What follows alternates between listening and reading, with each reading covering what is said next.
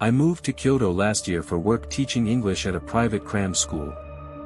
I love Japan, but I've always been a bit of an introvert, so I usually avoid crowded bars or touristy night spots. But last Friday, one of my coworkers convinced me to join him for drinks in Gion. One beer became two, and before I knew it, the streets were empty and I was sprinting to catch the last train home. I made it just in time.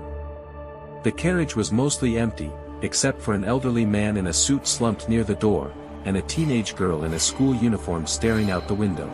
I chose a seat near the middle of the car and pulled out my phone, trying to ignore the low hum of the fluorescent lights. About 10 minutes in, I noticed the girl.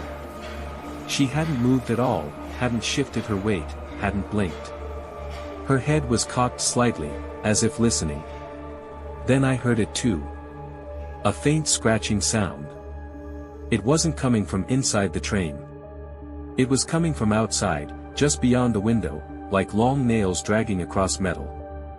I told myself it was probably a tree branch or debris.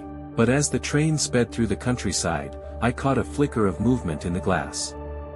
Something was keeping pace with us.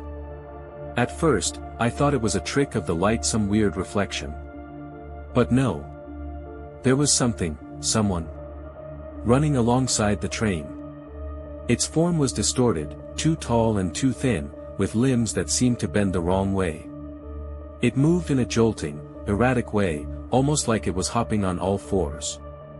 The girl still didn't react. Neither did the old man. I pressed my face closer to the window. That's when it turned its head. I swear to God, it had no face. Just smooth, pale skin stretched where eyes, a nose, and a mouth should have been. Then it raised its claw and tapped on the glass. Tap. Tap. Tap. My breath fogged the window. I wanted to scream, but my voice caught in my throat. I looked to the girl for help, but she finally turned her head toward me. Her face. She didn't have one either. Just smooth, featureless skin.